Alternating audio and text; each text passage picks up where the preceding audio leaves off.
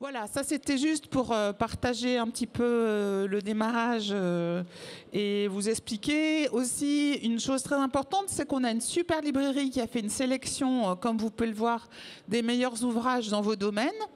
Et il y a aussi l'ouvrage de mon coéquipier sur ces conférences, qui est Thierry Spencer, l'ouvrage s'appelle Merci.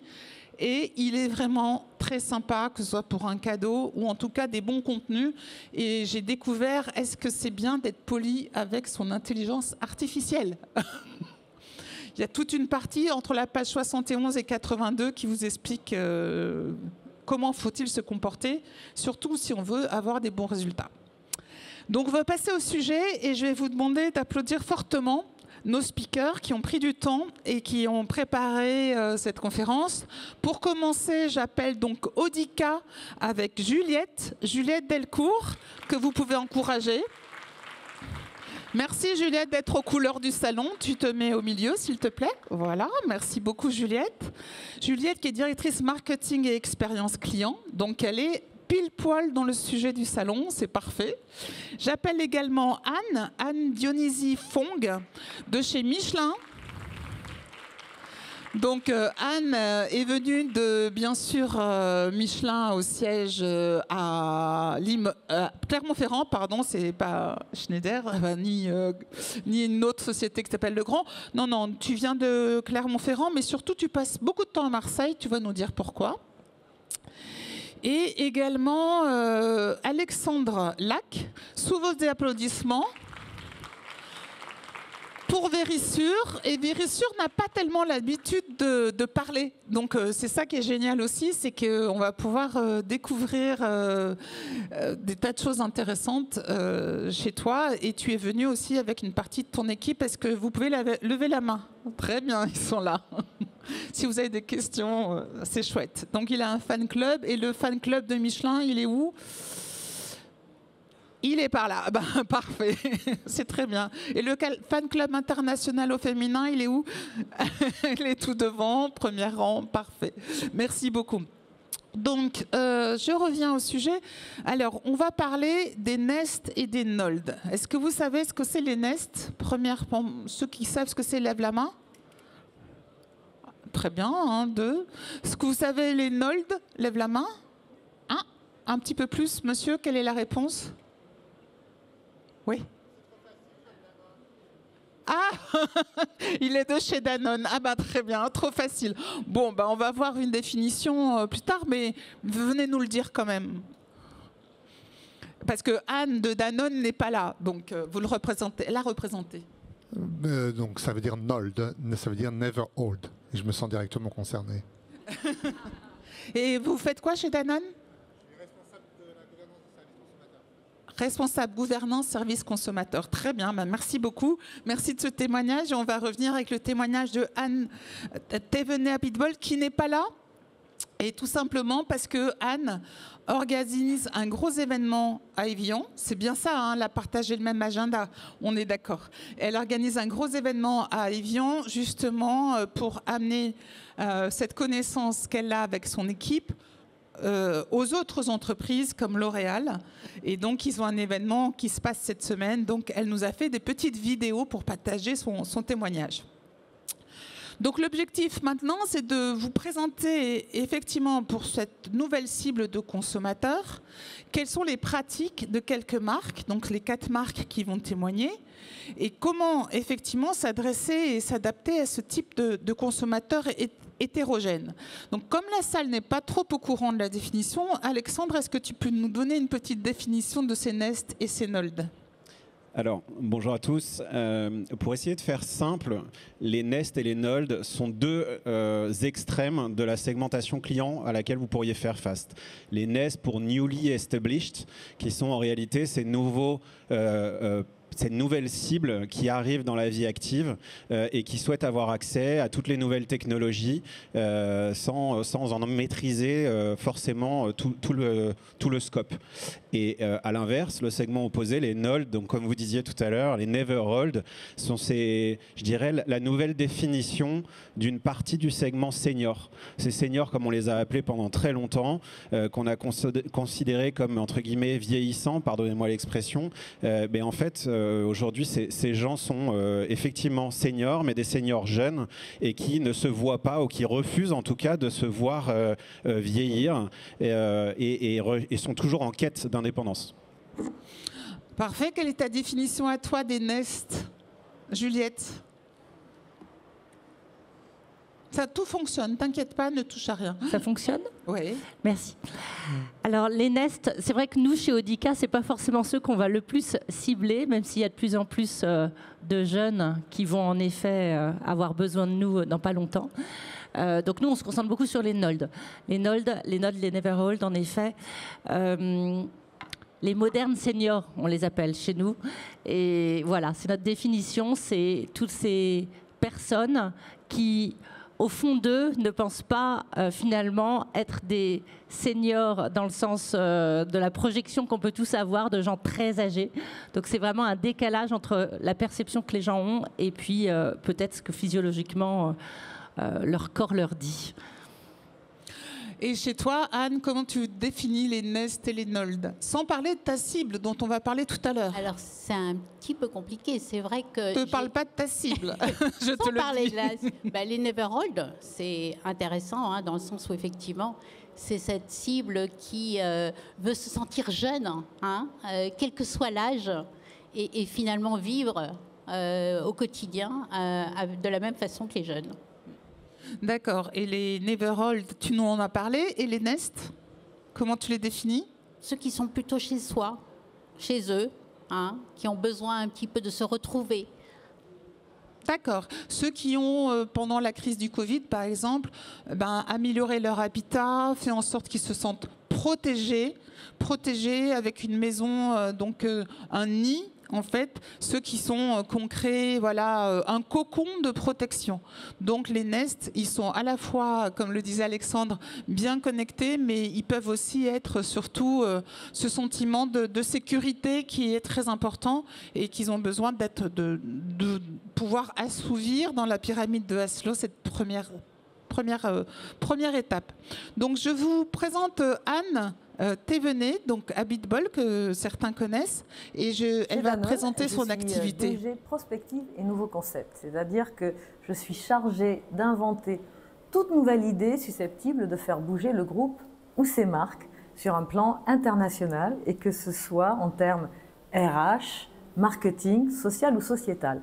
Et ça a été une grande idée de Franck Ribou, donc, qui est le précédent président, directeur général de Danone, et qui m'a recruté il y a quelques années déjà, comme une sorte d'électron libre, pour un peu bouger Danone, réfléchir différemment.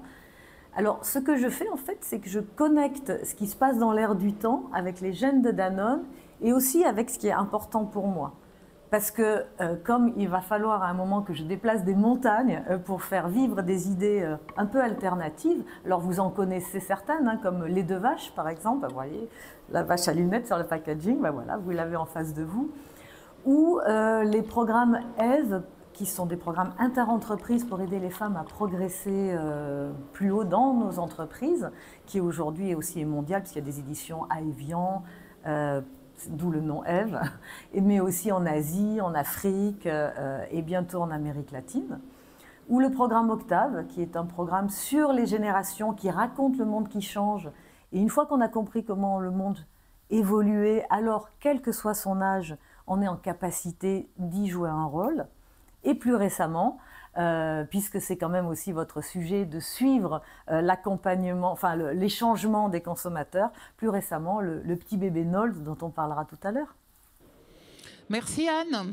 Et donc Anne a créé elle-même le concept NOLD. Qui a pu être repris par des gens qui trouvaient que c'était très sympa. Mais voilà, je pense que ça peut être sympa d'y revenir un peu plus tard. Je voulais repasser la parole à Juliette. Juliette, est-ce que tu peux nous présenter Audica et ce que vous faites et en quoi la direction du marketing expérience client a un rôle à jouer chez Audica?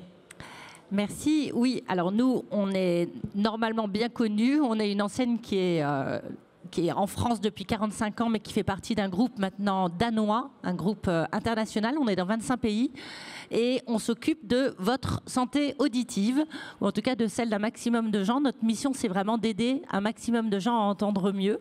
Et pour ça, on s'appuie sur de l'expertise, sur des solutions aussi de pointe, et donc un accompagnement pendant longtemps, pendant plusieurs années de chacun de nos clients, puisqu'une fois qu'ils s'équipent, ils restent globalement pendant 4 ans avec leurs appareils, 4 ans au moins. Voilà, donc on est une marque référente, on est là depuis longtemps, mais on est dans un marché très concurrentiel et on attache énormément d'importance aux clients, alors qu'on appelle parfois le patient chez nous. On a tout un sujet sur patient ou client, et voilà, donc c'est un gros arbitrage. Parfois on les appelle patients, parfois on les appelle clients, mais c'est la même personne. C'est la même personne et cette personne, elle n'est pas toute seule. Exactement. En fait, on a plusieurs cibles. On a les clients, les personnes déjà équipées, les personnes non équipées et les proches qui peuvent être prescripteurs ou alors les médecins généralistes ou ORL. Donc, on a tout un panel de gens dans l'écosystème qui gravitent autour finalement des besoins des patients. Et vous avez eu une récompense en tant que service client? Ça fait 5 fois qu'on la demande ou qu'on essaye et 5 fois qu'on l'a. Et c'est vraiment important, en fait, pour nous. Ça, c'est félicitations. Et sur quelle base ils ont décerné cette récompense? Je crois que vous connaissez tous beaucoup cette élection. C'est un grand nombre de contacts qui sont faits, donc de façon anonyme, par courrier, par email, par visite sur le site. Et c'est la capacité à fournir finalement une information de qualité aux personnes qui les demandent. Donc voilà, ça a lieu entre mai et juillet chaque année. Et c'est très robuste, il faut avoir au moins 12 sur 20. Mais là, on a été surtout 5e sur 180 entreprises qui postulaient. Parfait. Et cette marque préférée des Français, se joue sur quels critères? Là aussi, c'est un questionnaire dont c'est assez connu aussi, c'est pour 2 ans et on leur demande si c'est une marque utile, de qualité, différente. Enfin, il y a tout un certain nombre de critères. Donc, c'est du quanti. En France auprès d'un échantillon représentatif de la population. Mais c'est vraiment important. En fait, pour les patients, pour les clients, les récompenses comme ça, les labels comme ça sont vraiment importants. Et ils nous disent qu'ils aiment ça. Plus pour les clients peut-être que pour les professionnels comme toi, finalement. Ah ben même oui, moi honnêtement j'étais pas sûre que c'était aussi important que ça d'avoir marque préférée des Français, et en réalité quand on leur a montré il y a pas longtemps une de nos publicités et on leur a dit qu'est-ce que vous aimez, qu'est-ce que vous n'aimez pas, ils ont tous cliqué sur j'aime la marque préférée et j'aime le élu service client de l'année. Donc pour eux ça a de la valeur, ça leur traduit une marque de confiance dans un environnement où il y a beaucoup de fraude en ce moment, vous en entendez parler beaucoup à la télévision, et donc du coup ça permet de donner des gages de confiance. Et il y a un chiffre dont tu es la plus fière, mais tu oses peut-être pas le dire, donc je vais t'aider à le dire, c'est ce fameux NPS. Oui, si tu peux redéfinir NPS, parce qu'il y a des personnes qui sont plus dans un secteur marketing que d'autres, redéfinis-nous NPS et tu peux nous expliquer pourquoi c'est aussi important. Le NPS, c'est un indice, on dit souvent que c'est un indice de satisfaction, mais c'est plutôt un indice de recommandation. Et donc, c'est l'écart entre les promoteurs, les gens qui nous mettent entre 9 et 10 sur 10, et les gens qui sont détracteurs, donc de 0 à 6, à une question. Recommanderiez-vous à quelqu'un ce produit, cette marque, ce service? Donc c'est vraiment engageant pour la personne qui répond. Donc c'est l'écart entre les gens qui font 9-10, les promoteurs, et les 0-6, donc les détracteurs. Et cet écart, chez nous, il est très faible. Donc on a 88 d'NPS. C'est énorme. Moi, honnêtement, ça fait 8-9 entreprises dans lesquelles je travaille. J'avais jamais eu ça.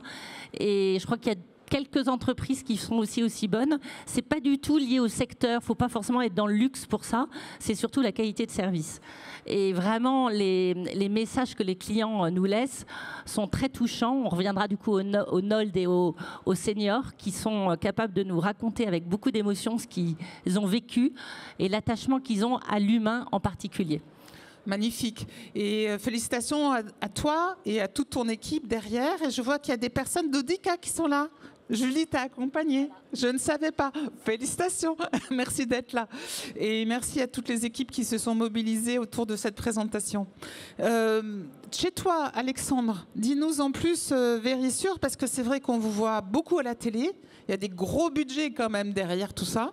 Et je dois dire chez Audica également, mais je n'ai pas la connaissance des budgets. Hein. Je ne vais pas vous demander des chiffres que vous ne pouvez pas partager, mais dis-nous en plus sur Verisure, son origine, effectivement son implantation, et ce n'est pas simplement la protection contre le vol.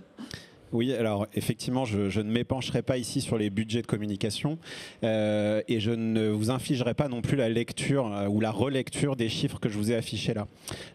En revanche, il y a une chose importante à retenir ici, c'est que Verisure, on est acteur de la sécurité télésurveillée depuis 35 ans dans tous les pays dans lesquels on opère, à savoir 18 pays, ce qui nous positionne aujourd'hui en tant que leader en France et en Europe sur la sécurité télésurveillée. Cette position de leader, elle est importante pour nous parce que c'est bien la preuve d'un service de qualité qui est fourni et également du bénéfice qu'on peut apporter à nos clients. Comme on le disait juste avant, le service élu, enfin le label élu service client de l'année, c'est un label très important. Alors je suis ravi de vous dire chez Verisure, on l'a eu également pour la 2e année consécutive. Donc c'est une belle preuve pour nous. Je ne vous l'ai pas mis là parce que pour nous, encore une fois, l'aspect de leader, quand on se parle de technologie, ça répond directement aux services qu'on fournit, aux bénéfices qu'on apporte à nos clients et clients qu'on appelle chez Verisure nos protégés, puisque c'est la valeur première de Verisure, c'est d'apporter de la sécurité et de la protection à tous nos clients. Voilà, donc ça c'est le premier point que je voulais aborder avec vous. Et après, concernant nos clients, chez nous, je dirais que notre cible, elle est extrêmement large, elle est très très vaste. C'est-à-dire qu'elle va partir d'une personne qui va être une personne célibataire jusqu'à un couple de seniors en passant par toutes les étapes de la vie. Et en fait, Verisure, c'est comme ça qu'on se revendique, c'est qu'on apporte de la sécurité pendant toutes les étapes de votre vie et on a une offre qui est capable de s'adapter à vos besoins. Encore une fois, je ne vais pas vous faire un discours commercial ici, mais c'est vraiment pour répondre à ces besoins et à cette disparité de besoins clients en fonction de leur niveau de maturité. Ce que j'ai découvert en préparant, c'est que ce n'était pas simplement la sécurité contre le vol, mais ça peut être l'incendie, la chute. Exactement. On perd son canari dans sa cage, peut-être son chien ou son chat. Alors effectivement, ce qu'on aime à revendiquer, c'est qu'on apporte une triple protection contre évidemment les intrusions, contre les risques d'incendie et contre les accidents domestiques. C'est très très vaste et l'avantage que ça a, c'est que ça nous permet à nouveau de revendiquer cette sécurité au quotidien et à nouveau de répondre à différents besoins. Vous comprendrez très bien que plus on vieillit dans la vie, plus on va être sujet par exemple à des accidents domestiques. Et je pense qu'on en parlera plus tard, mais il y a un sujet de considération des risques. Ces 3 risques que je viens d'évoquer ici, pour nous c'est notre plus grosse problématique, c'est d'arriver à travailler cette considération. Je pourrais vous donner plein d'exemples pour vous prouver que vous ne considérez pas à leur juste valeur les risques auxquels vous faites face au quotidien. Petite question et je m'arrêterai là. Est-ce que parmi vous, certains ont des prises multiples, branchées elles-mêmes sur des prises multiples, dans lesquelles vous n'avez jamais passé un coup d'aspirateur? Je suis certain que dans la salle, plus de la moitié de la salle répondra oui. Est-ce que c'est votre cas? Tout le monde parfaitement... Pas de problème de prise multibranchée sur votre prise multiple? Visiblement, vous n'osez le reconnaître. Non, mais sachez que par exemple, ce risque-là, c'est le premier risque d'incendie domestique, sont les risques de court-circuit. Et ça vient principalement de ce genre de choses. Ce qu'on pense souvent, le fameux chauffage recouvert d'une serviette, ça n'arrive qu'en 3e ou 4e position. Les feux de cuisine, les incendies de cuisine, ça n'arrive qu'en 3e position. Donc, il y a vraiment un challenge pour nous à travailler cette considération des risques qui évolue encore une fois au fur et à mesure des années.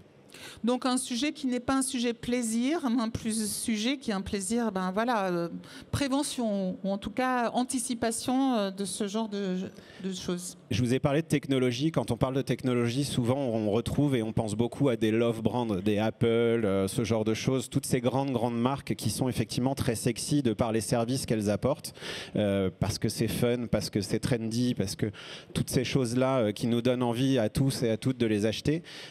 Aujourd'hui, on est Verisure une marque technologique, mais qui n'est pas une love brand. On est une marque de nécessité qui s'oppose à, comme je disais, une considération relativement faible.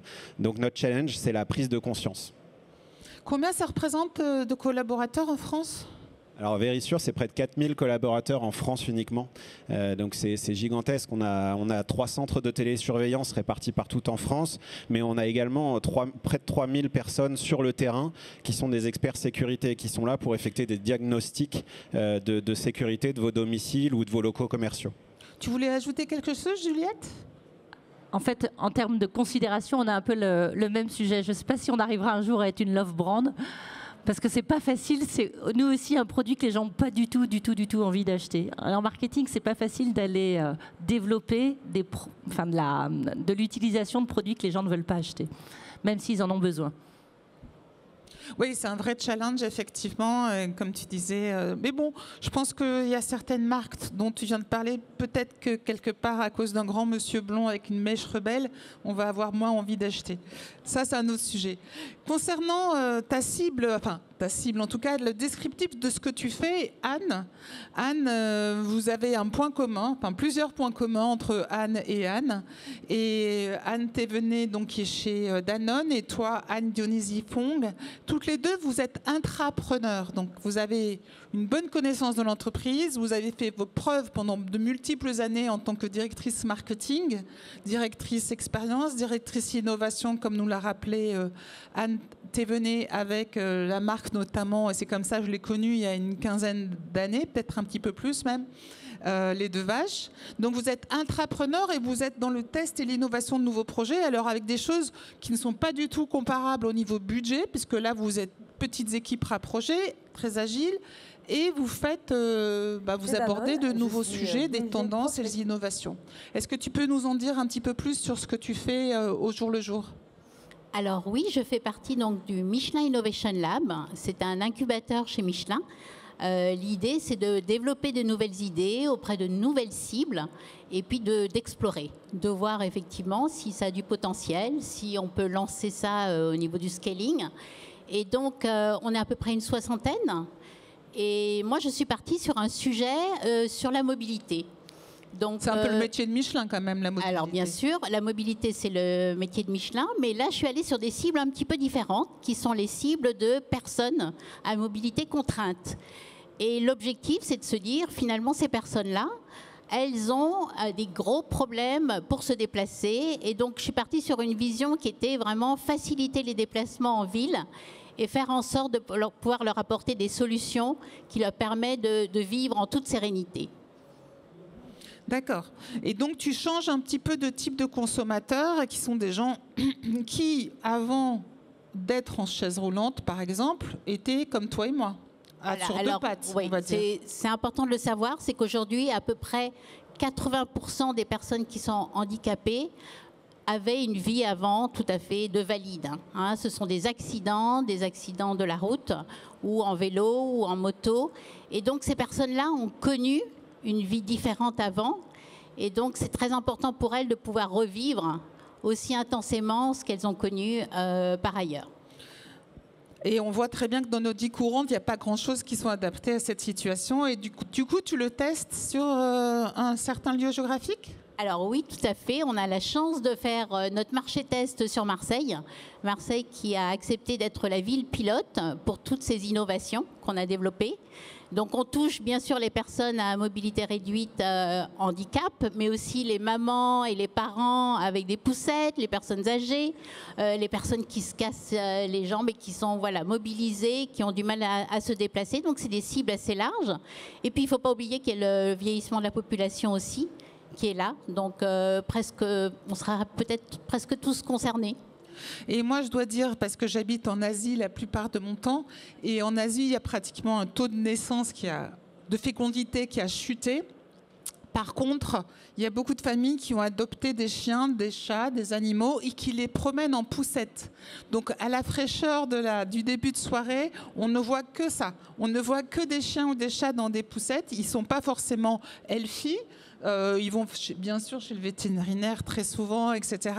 Mais vous les voyez avec des poussettes qui sont bien aménagées, des rétroviseurs pour que le maître puisse voir pendant qu'il marche et pendant qu'il pousse, il voit ce qui se passe à l'intérieur et il voit son animal de compagnie.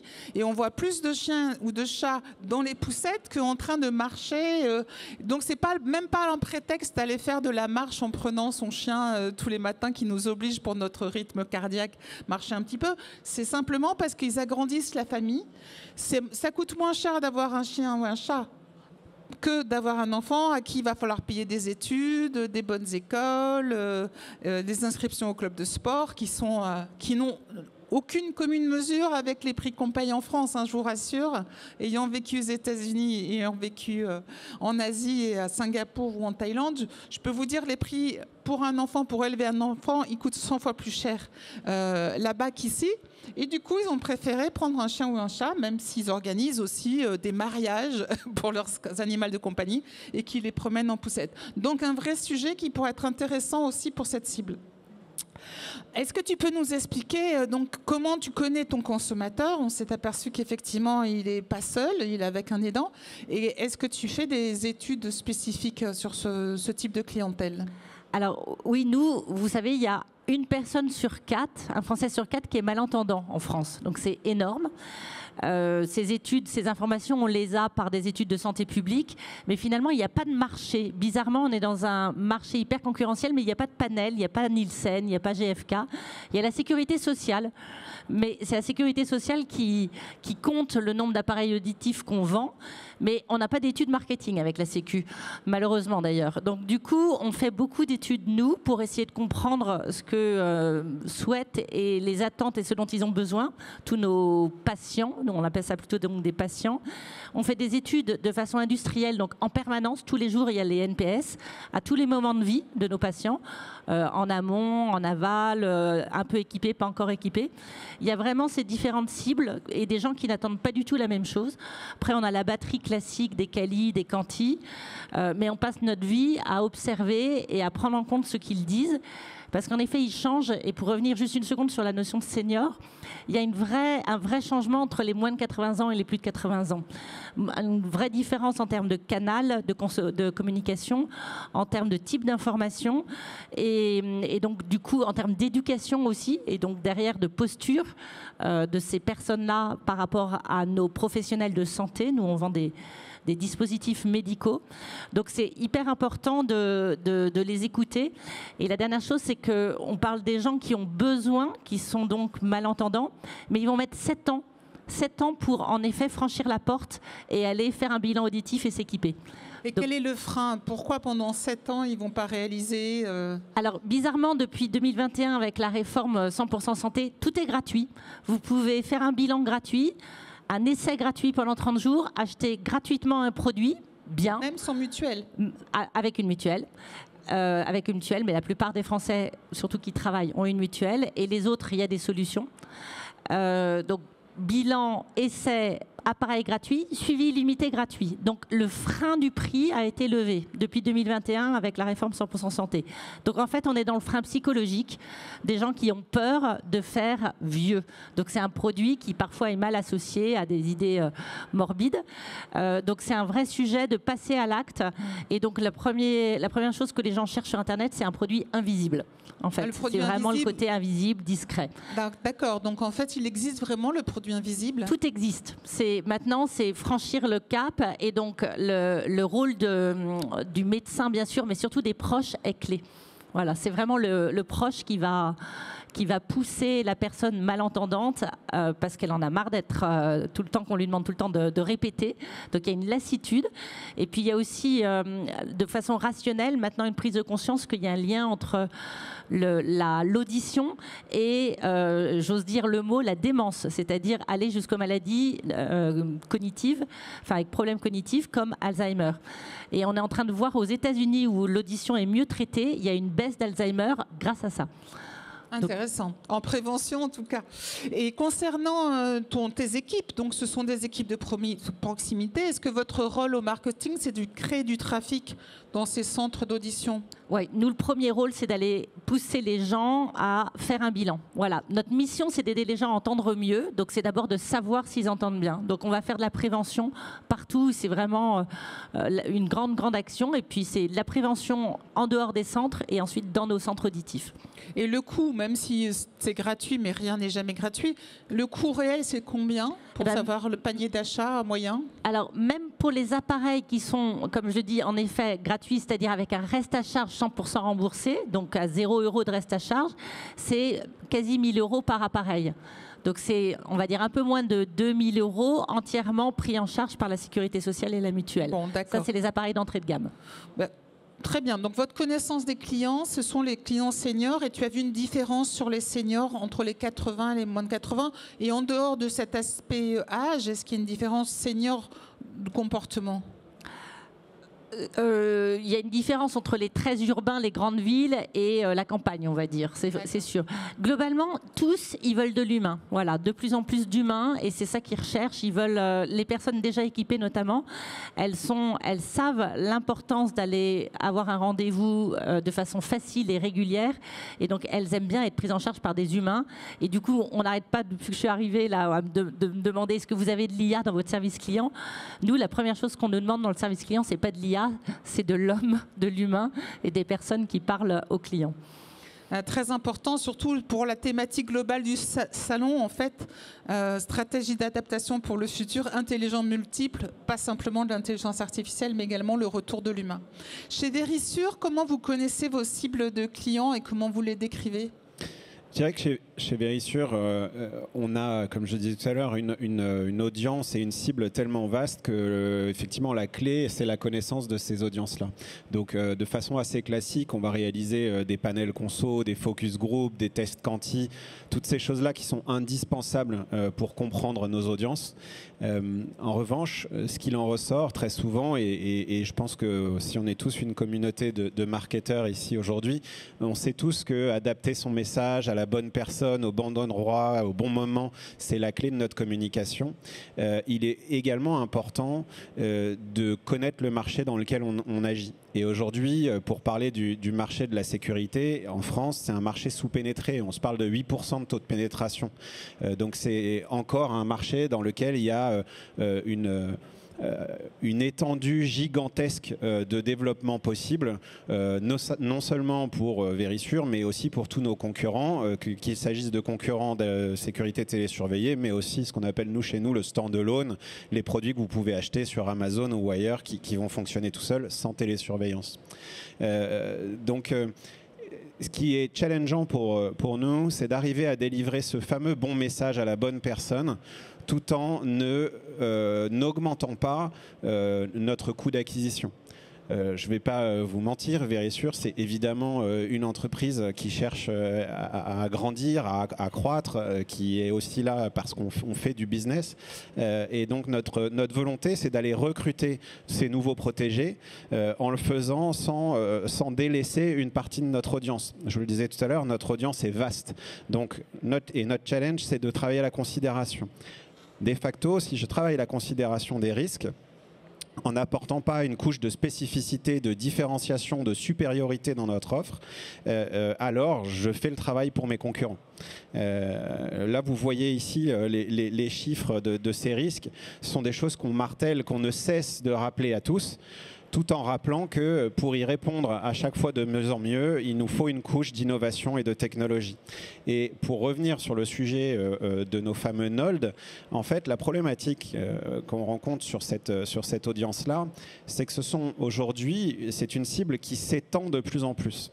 C'est-à-dire qu'auparavant, les seniors sont des gens qui rentraient dans cette vie de retraité, qui n'étaient pas forcément digital native et qui recherchaient de la pédagogie, technologie, de l'humain, et une fois qu'ils étaient embarqués chez nous, la confiance faisait qu'ils restaient chez nous. Aujourd'hui, ces nouveaux entrants dans la cible Nold sont des gens qui sont parfaitement au fait des nouvelles technologies, voire même qui sont curieux et qui en demandent encore plus. Et donc, charge à nous d'adapter notre proposition de la meilleure des manières que ce soit. Pour ça, on a énormément de challenges sur le parcours client, faire en sorte que ce parcours soit le plus seamless possible, sans accroc, le plus simple possible pour ces clients-là, mais également l'expérience client une fois que ces gens-là sont clients Verisure, sont protégés par Verisure, parce qu'il est hors de question d'avoir réussi à les recruter, de leur offrir un service de sécurité de qualité, mais une expérience de client de mauvaise qualité. Donc là-dessus, on a un très gros enjeu pour accélérer et rendre ce service client encore plus seamless. Intéressant. Et concernant ta cible à toi, est-ce que tu peux dire quelques mots pour les décrire? On a bien compris que c'était des personnes en situation effectivement de mobilité réduite. Est-ce que tu as 2-3 mots? Et ensuite, on parlera de la communication spécifique pour eux. Oui, alors ce qui est important, c'est tout ce qui est social listening. C'est vraiment là où j'ai puisé toutes les informations, finalement, pour avoir une très bonne connaissance du client et des différents types de clients. Vous voyez là quelques illustrations, des photos qui permettent de vraiment identifier c'est quoi les frustrations, les problèmes qu'ils rencontrent, d'avoir des verbatims.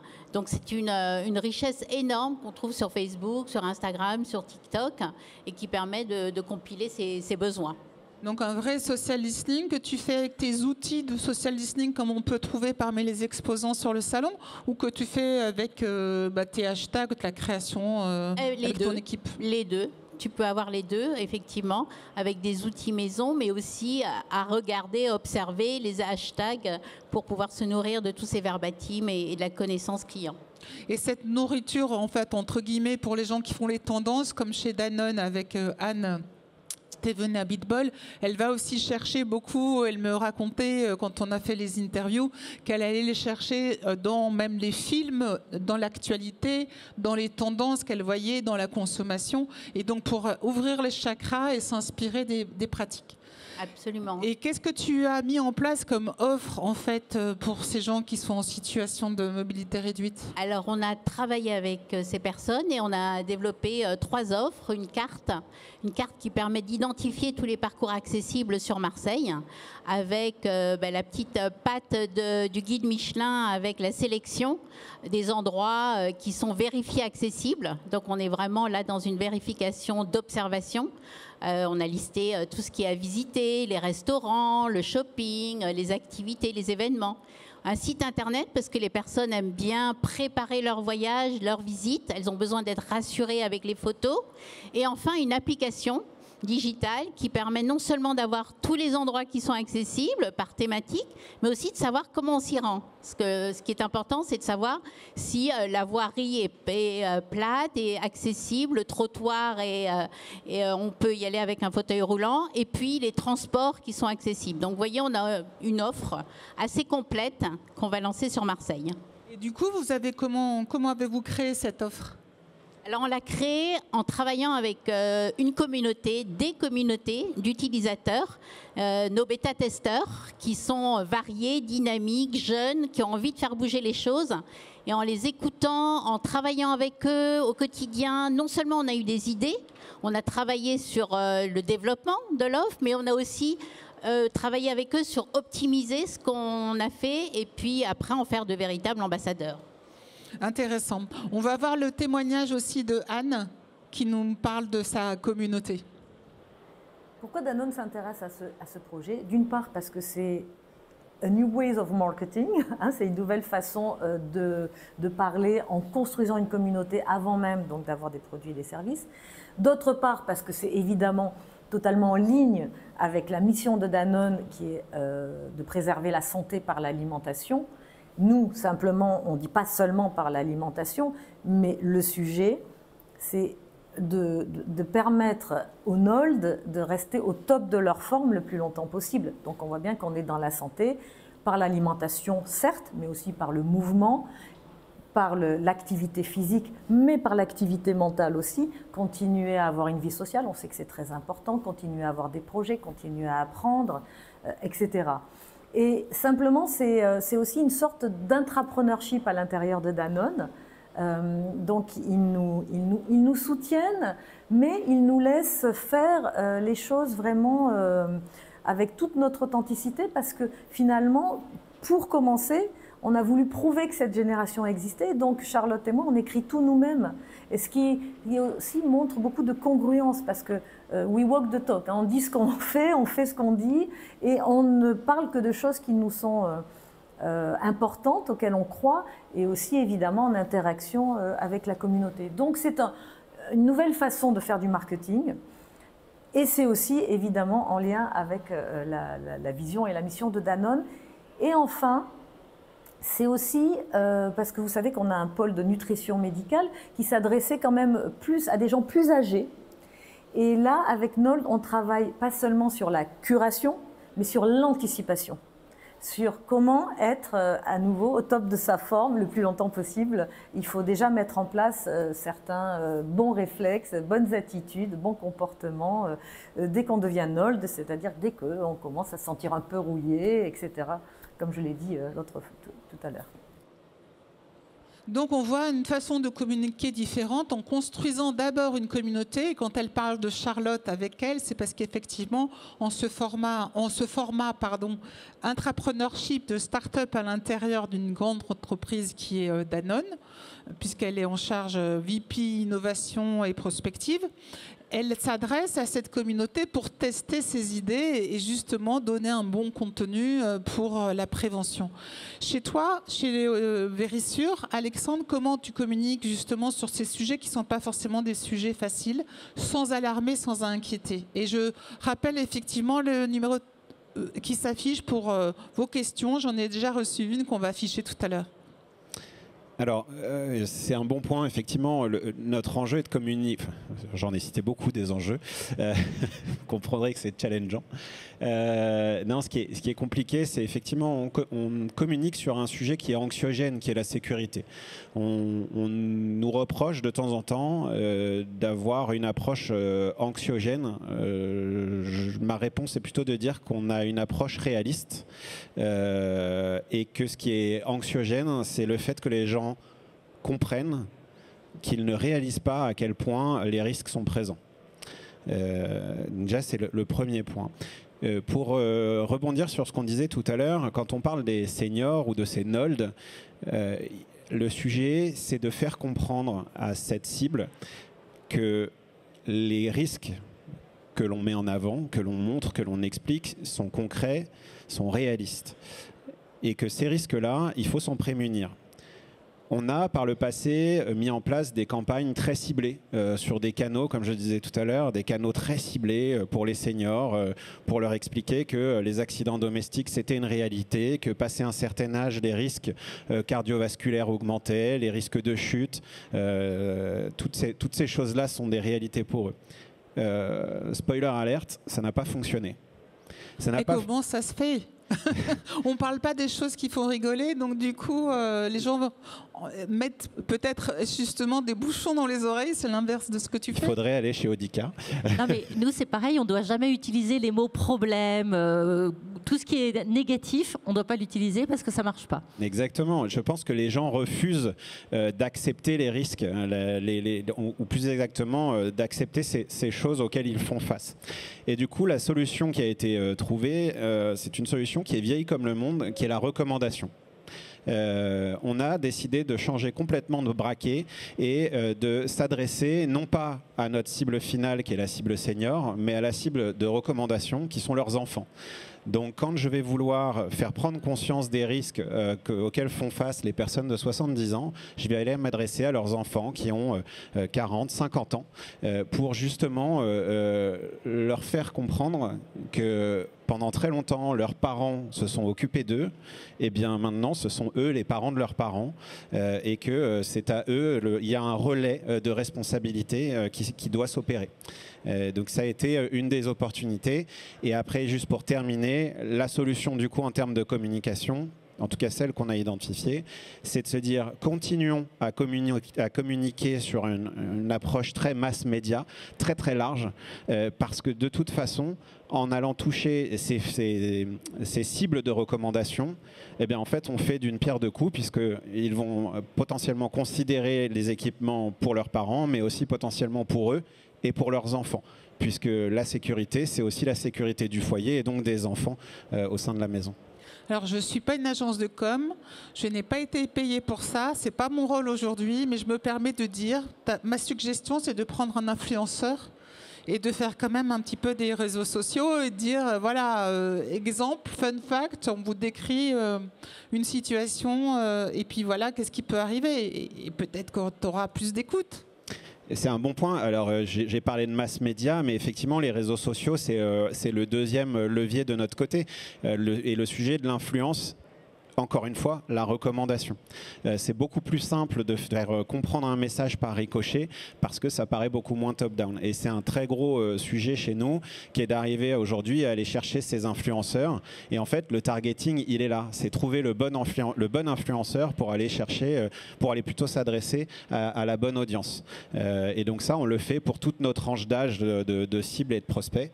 Donc ça, ce sont les équipes social médias qui travaillent d'arrache-pied sur le sujet. Et tu as déjà un monsieur rouge dans la salle. Oui, exact. Mais parlons-en en sortant. Et on ne se connaît pas du tout, hein, en jeu ciné. Pas du tout. Mais ça me paraît tellement évident. Donc, merci beaucoup. Et cette notion d'influenceur, ce n'est pas le sujet prioritaire de la table ronde, mais c'est quand même un sujet qui est très important. Chez vous, chez Audica, vous utilisez les influenceurs, vous faites des choses ou vous êtes surtout sur la presse papier, la télé ou les magazines un peu différents? Nous, je pense notre très forte notoriété, elle vient aussi de la stratégie d'influence qu'il y a eu, de communication d'influence qu'il y a eu il y a des années avec Robert Hossein, pour ceux qui s'en souviennent, ou Annie Dupéret. Ça reste encore très fort dans le souvenir mémoriel de nos aînés. Donc voilà, on vient beaucoup de ça. Aujourd'hui, c'est pas ce qu'on utilise, pas encore. Aujourd'hui, on utilise tous les médias qu'utilisent nos cibles, les seniors eux-mêmes, mais aussi en effet les personnes prescriptrices. Donc beaucoup de médias, tout classique, la télé, la presse, beaucoup de presse, hein, la radio, le digital. Donc on fait tout ce qui est assez classique, de plus personnalisé possible, pour d'abord développer l'information que justement maintenant on peut s'équiper gratuitement. Voilà, ça, la première chose, c'était de donner de l'information. Notre enjeu, c'est d'arriver à montrer notre différence. Et on est quand même très nombreux, je crois qu'on est plus de 10 à communiquer à la télé pour dire quasiment la même chose. Donc notre complexité, c'est comment faire quelque chose de différent dans une société qui est globale, puisque nous, on est donc dans 25 pays et on a une communication qui est dans tous les pays à peu près la même. Il y a une question qui va s'afficher, qui est sur la prévention et comment vous communiquez sur les dépistages. Est-ce que c'est plutôt plus facile de communiquer sur le dépistage que sur une approche solution directement ? On communique sur les dépistages, on en fait d'abord directement, donc au plus proche des gens, sur les marchés ou dans les salons. Il y a eu le salon senior à Paris, ici même, il y a 15 jours, qui a été un gros succès. Donc au plus proche des gens, on leur propose directement, faites un test en 5 minutes. Et on est en effet en train d'essayer de pousser ça encore plus. Merci. Il y a une question pour Michelin. Y a-t-il des projets d'étendre Andiamo au-delà de Marseille? Super nom, by the way, entre parenthèses. Oui, tout à fait. On est en train d'y travailler, mais je garde la confidentialité sur les prochaines villes. Parfait. Question pour Vérissure. Comment vous démarquez des concurrents face à un marché toujours plus concurrentiel? Est-ce par l'innovation que vous récupérez une nouvelle audience? Alors oui, l'innovation aujourd'hui, c'est la clé de notre proposition. En tant que leader, on se doit d'apporter une sécurité toujours à la pointe des nouvelles technologies. Pour ça, on développe, et c'est pour ça aussi que le label élu produit de l'année, c'est un vrai vrai objectif chaque année pour nous d'aller le chercher, parce que c'est la preuve, le témoignage, la preuve concrète d'une innovation permanente. C'est la 7e année consécutive cette année qu'on remporte l'élu produit de l'année. Pour chaque année, une nouvelle innovation à destination d'une meilleure sécurité pour nos protégés. L'an dernier, c'était le Wi-Fi Vision, Wi-Fi Sensing pour les plus technologiques d'entre nous. Cette année, c'est la serrure connectée qui apporte aujourd'hui à la fois du confort et de la sécurité supplémentaire. Je vous donne rendez-vous en fin d'année ou à début d'année prochaine pour de nouvelles innovations, mais en tout cas, on ne cesse d'innover. Notre roadmap d'innovation est à 5 ans. Oui, vous êtes très fort, et j'ai vu d'ailleurs sur ta page LinkedIn une récompense récemment pour une serrure connectée. Exactement. Encore une question sur cet aspect prévention. Il y a des gens qui sont comme moi, qui se pensent un peu agence de conseil dans la salle. Donc l'alternative pour ces entreprises n'est-elle pas de devenir des références en prévention chez les NEST, entre parenthèses, sécurité, mobilité, santé, avant que le risque soit avéré, et être là en cas de besoin? Ça va s'afficher si tu n'as pas tout... Non, je crois. Et c'est le vrai point. Aujourd'hui, on considère très facilement le fait de payer tous les mois pour une assurance habitation, une assurance auto. Et ça ne nous pose aucun souci parce qu'on a très bien compris le bénéfice de cette assurance. En ce qui concerne la sécurité télésurveillée, c'est exactement la même chose. Vous achetez une assurance, vous prémunissez contre d'éventuelles tentatives d'intrusion, de cambriolage, mais aussi des risques d'incendie et d'accidents domestiques. Donc c'est une nouvelle assurance pour nos protégés. Nest et Nold, quelle tranche d'âge? C'était la dernière question, puis on va passer aux recommandations que vous allez faire au public. Justement, je crois qu'il n'y a pas de tranche d'âge. C'est justement pour aplatir sur cette segmentation classique et un peu old school, tu le disais tout à l'heure, n'est-ce pas? Oui, je suis désolé, allez-y, n'hésitez pas. Mon point est celui-là, c'est qu'effectivement, les tranches d'âge ne sont pas la bonne réflexion. La bonne réflexion sont quels sont les besoins et comment est-ce qu'on y répond. Qu'est-ce que t'en penses, Anne? Je suis entièrement d'accord avec toi. Il faut partir des besoins, il faut observer les clients, et puis après, il faut leur développer des offres personnalisées presque. Oui, mais nous, le besoin est quand même très lié à l'âge. Donc, oui, voilà. Donc, c'est physiologique, ça dépend quand même beaucoup de l'âge du corps. Pas tout le monde, mais bien sûr. Et de l'âge de ses oreilles. Et si on a écouté beaucoup de musique, les Walkman à cassette quand on était jeune. Ça va être terrible.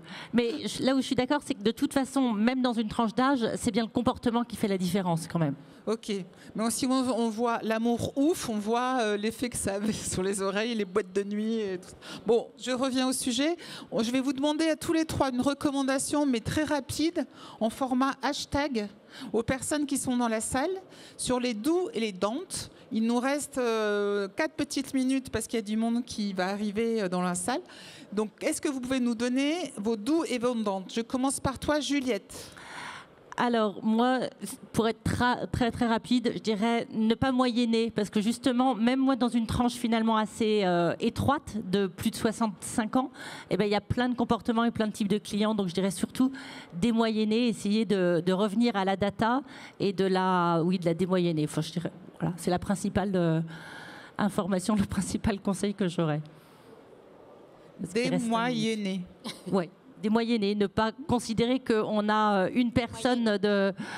Par exemple, dans mon foyer, nous sommes 5, on pourrait croire que la moyenne de nos âges, c'est 35 ans, mais en réalité, il n'y a personne de 35 ans dans mon foyer. Voilà, donc du coup, il faut faire attention aux moyennes. Donc, et bien séparer... démoyenner. Voilà. Hashtag démoyenner, très bien, merci Juliette. Pour toi, donc, je passe à la slide suivante, excuse-moi. Pour toi, Anne, oui. Est-ce que tu démoyennes ou pas? Alors moi, c'est surtout, je dirais, c'est l'inclusion, c'est-à-dire que c'est tout le monde, quelles que soient les différences, et puis c'est partir des besoins clients, être customer-centric, et s'assurer aussi qu'on utilise tous les outils qu'on a à notre disposition, le digital avant tout, l'IA, mais qu'on n'oublie pas l'humain, qui est clé. Et donc dans les Dantes, Alors, moi qui viens d'une très grosse boîte comme Michelin, où on a beaucoup de process, quand on est entrepreneur, il faut se dire qu'il faut un peu oublier les process. Il faut devenir un peu agile et de se dire que finalement, on a peu de moyens, mais on peut y arriver avec peu de moyens. d'accord. Donc tu bouges un peu toutes les façons de travailler, mais avec une petite équipe plus agile. Voilà. Tu peux te permettre de tenter des choses et merci à une grande boîte de le permettre. C'est parfois plus facile d'innover dans une start-up sous ces formes agiles que dans une start-up dans une grande boîte comme dans une vraie start-up qui va chercher de l'argent en permanence. Merci. Alexandre, j'ai laissé ta slide pour la fin, mais il y a aussi la recommandation de Anne Thévenet-Abitbol de Danone. Je pense vous avoir à peu près tout dit, mais pour moi, il y a un point qui est très important, qui est le seul que je n'ai pas évoqué, c'est d'arriver à capitaliser sur ses ressources internes. Je le disais tout à l'heure, on a près de 3000 experts sécurité sur le terrain qui font des diagnostics, qui échangent avec les clients au quotidien. Et en fait, c'est cette source-là, pour nous, c'est la force vive de nos insights consommateurs. Ils nous le remontent au quotidien. C'est vraiment quelque chose qui est d'or chez nous, c'est que cette force terrain, elle vient régulièrement au siège pour intervenir, pour commenter avec nous, pour nous faire un retour d'expérience des différents lancements d'innovation qu'on va pouvoir faire. Et ça, parfois, ça nous pousse à mettre on hold certains lancements, ça nous pousse à réorienter nos communications. Je vous donne un exemple concret. On a lancé la serrure connectée en se disant c'est génial la serrure connectée, vous pouvez aller courir, et je l'ai même moi-même dit en interview, vous pouvez aller courir sans vos clés demain puisque vous avez votre serrure connectée. Les experts sécurité sont revenus, nous ont dit non mais en fait le confort, nos clients s'en fichent complètement. Ce qu'ils veulent, c'est la sécurité, la sécurité, la sécurité. On a changé notre communication pour rappeler que cette serrure connectée, dès la tentative d'intrusion, elle fait sonner l'alarme. Et donc, du coup, on anticipe encore mieux les tentatives d'intrusion. Et alors là, ça a été un carton plein en termes de retour client. Les gens ont bien perçu le bénéfice. Donc, c'est vraiment important de capitaliser sur ces forces en puissance, sur les forces internes, plutôt que d'aller dépenser des dizaines de milliers d'euros, désolé, aux organismes d'études. Mais la priorité, c'est déjà capitaliser sur l'interne pour avoir ces retours. Merci. Le conseil d'Anne Thévenet. Je crois que ce qui est intéressant pour vous dans ce mouvement NOLD, c'est de comprendre plusieurs choses que vous pouvez ensuite effectivement reproduire. C'est d'une part que le marketing aujourd'hui, c'est pas seulement créer des produits ou des services, mais c'est d'abord identifier une communauté. Et ensuite, une fois que cette communauté, elle a confiance en vous, parce que vous dites des choses qui vous sont réellement authentiques et importantes. Il y a beaucoup un besoin d'authenticité. Et d'ailleurs, à ce propos, nous nous investissons directement dans NOLD, puisque derrière NOLD, il y a nous, Anne et Charlotte, alors pas comme des influenceurs, on ne passe pas notre temps à montrer notre tête, mais on existe, et notamment dans la NOLD Letter, c'est Anne et Charlotte de NOLD, et les gens nous écrivent, parce qu'aujourd'hui, aussi, les gens ont envie de savoir qui y a derrière les projets, qui y a derrière les marques. Donc, ce qui est important, c'est de s'adresser à une audience, d'agréger sur des préoccupations communes, qui est l'agisme ordinaire, qui est comment résister à ce regard que la société porte sur vous et qu'on peut internaliser et dire non, je refuse de me laisser déterminer par mon âge. Et plus je suis passionné, plus je suis passionnant. Et quel que soit mon âge, tant que je continue à avoir des projets, et à avoir des envies, je suis en vie, je suis vivante et je suis dans un mouvement positif. Ensuite, ce qui est intéressant dans ce projet, à prendre pour vous aussi, c'est trouver un nom qui soit par choix et pas par défaut. Désirable, NOLD pour Never Old, c'est désirable plus que de se faire traiter de vieux ou de senior qui est par défaut. Non, je refuse là aussi qu'on me donne un nom. Il y a plein de gens qui nous ont écrit en disant « Thank God I'm NOLD ». Donc voilà, qui ont un plaisir à s'attribuer ce nom et à dire « Je ne suis pas un boomer, je suis un NOLD ». Et certains nous disent « Pouvez-vous m'aider à trouver les arguments pour me différencier du NOLD et du boomer ?» Donc ce que je suis aussi en train de vous raconter, c'est ces interactions permanentes que nous avons avec notre communauté sur les réseaux sociaux, Instagram et Facebook, ou sur la newsletter, la newsletter qui déride.